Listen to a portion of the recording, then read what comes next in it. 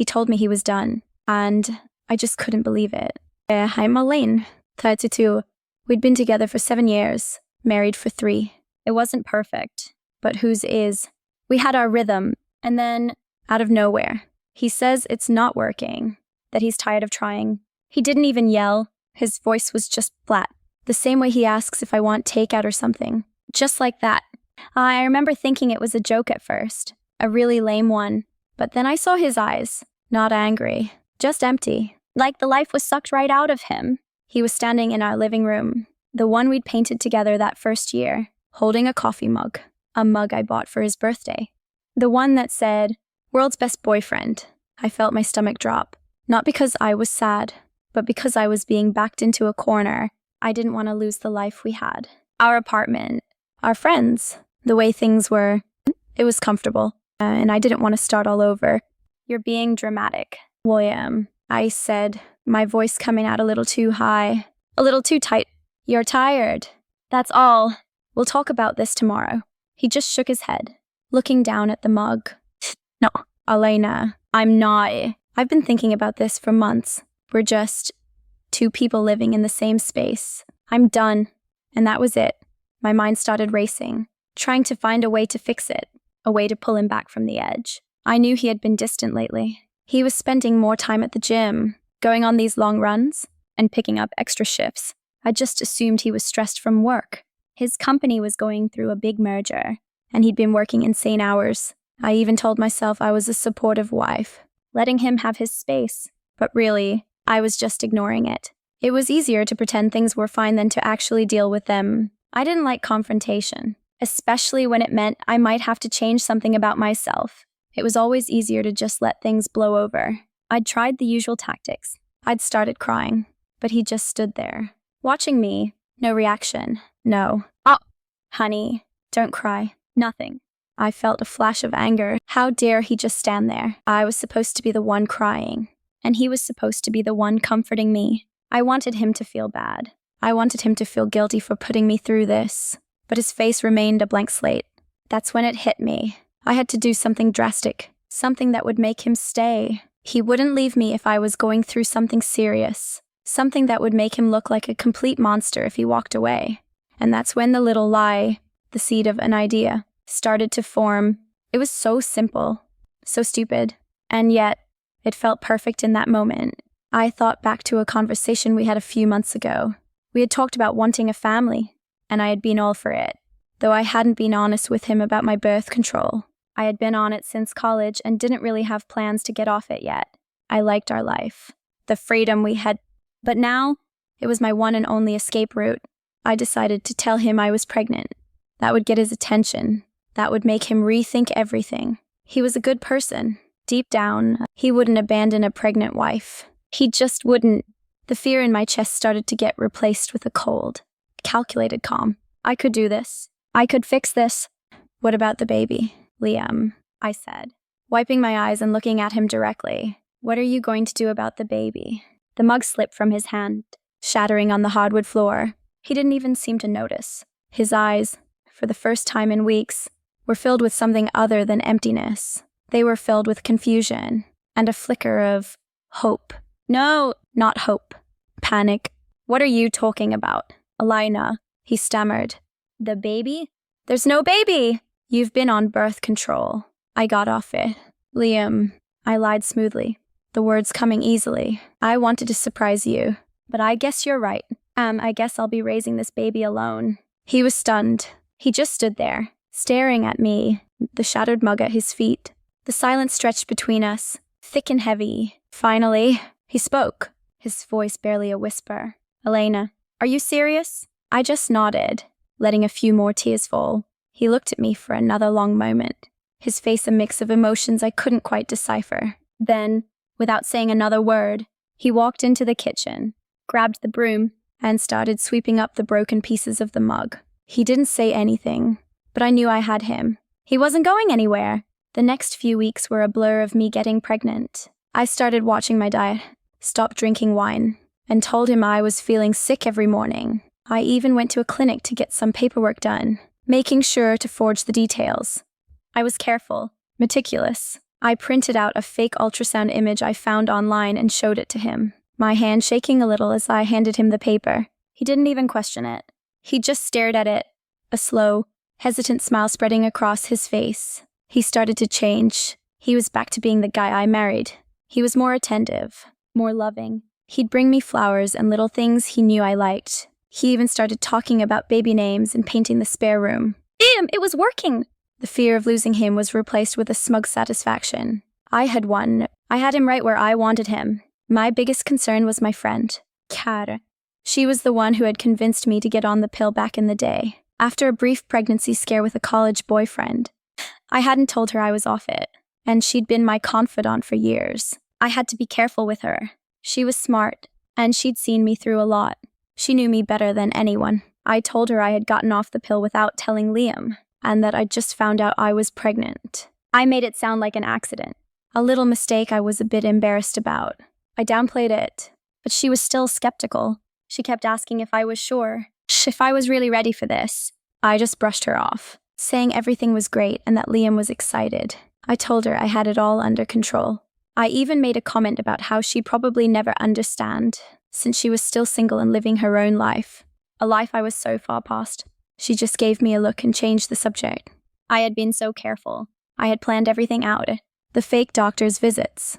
The subtle changes to my routine. Yeah, I even started following some pregnancy accounts on social media, liking all the pictures of happy couples with their ultrasound photos, just to make my story seem more real. Liam was so happy, so oblivious. He was completely invested. The real problem was his sister, Amelia. She'd always been a bit wary of me. I'm not sure why. She just always seemed to be watching me, like I was a problem she was trying to solve. She's a nurse, which made things even more difficult. She would ask me questions about my health, about the pregnancy, that I wasn't always prepared to answer.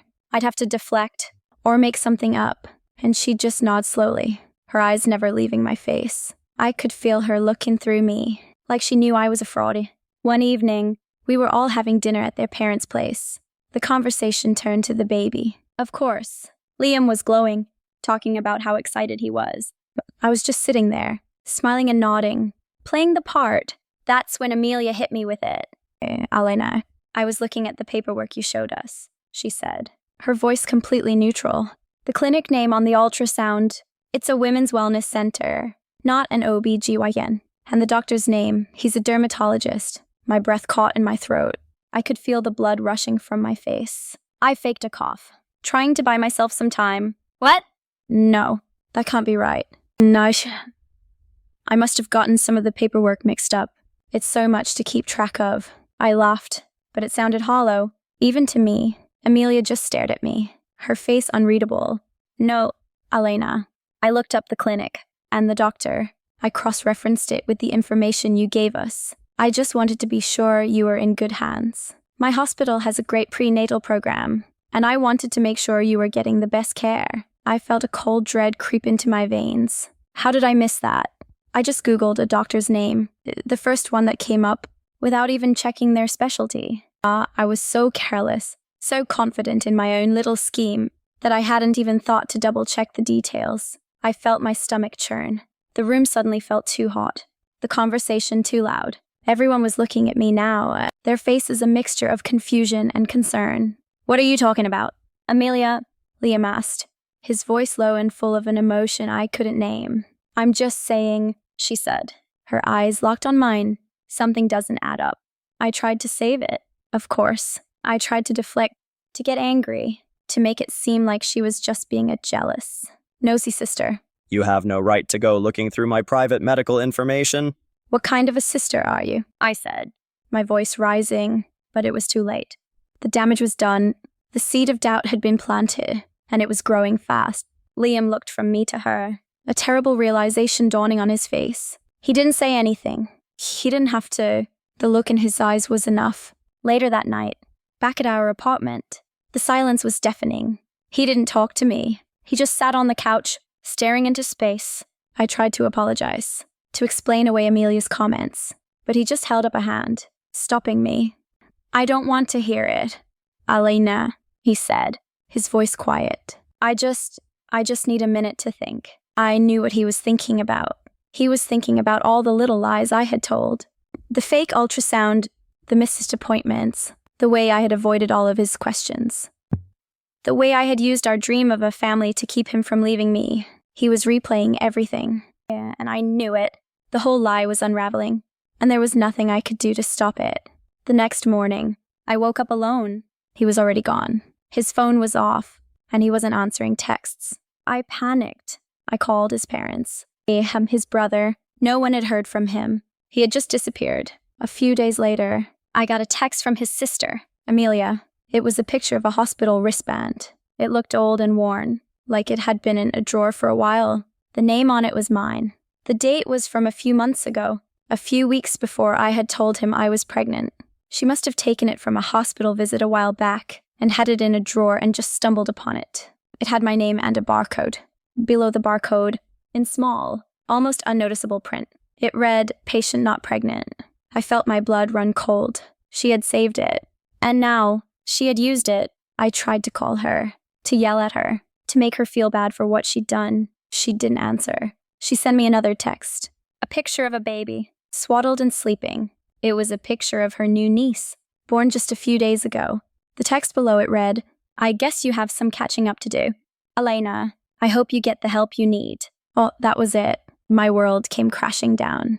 The lie I had so carefully constructed had been exposed, not by a big, dramatic reveal, but by a tiny, forgotten piece of paper, a simple wristband. I had been so confident in my deception, so sure that my fake pregnancy would solve all my problems. I had been so convinced that Liam would never leave me, that he would be tied to me forever. I tried to call him again, but the number was disconnected. His parents wouldn't take my calls. My friends were cold, distant, and I knew why.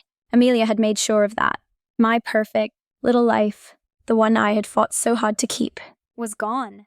A few months went by. I was a mess. I lost our apartment because I couldn't afford the rent on my own. I had to move back in with my parents, which was a special kind of hell. I saw on social media that Liam had moved to Houston. He had reconnected with his college friends, and he was even running marathons now. He looked happy, genuinely happy. In all the pictures, I would spend hours scrolling through his profile, looking at his new life, a life I had almost destroyed.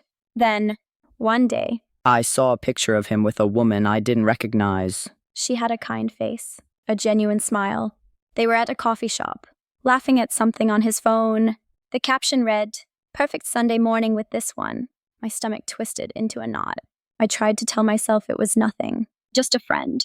But I knew I could see the way he was looking at her, the same way he used to look at me before everything went wrong. He had moved on. He was building a new life with someone else, a life that was genuine and real, and I was left alone, with nothing but the shattered pieces of my own lies. I saw a picture of them at the coffee shop and I saw her wristband. It was a hospital wristband. She had a real baby on the way, and I knew in that moment that I had lost everything, not just him, but my entire life. And I had no one to blame but myself. I was left with nothing but the truth, and the truth was more devastating than any lie I could have ever imagined.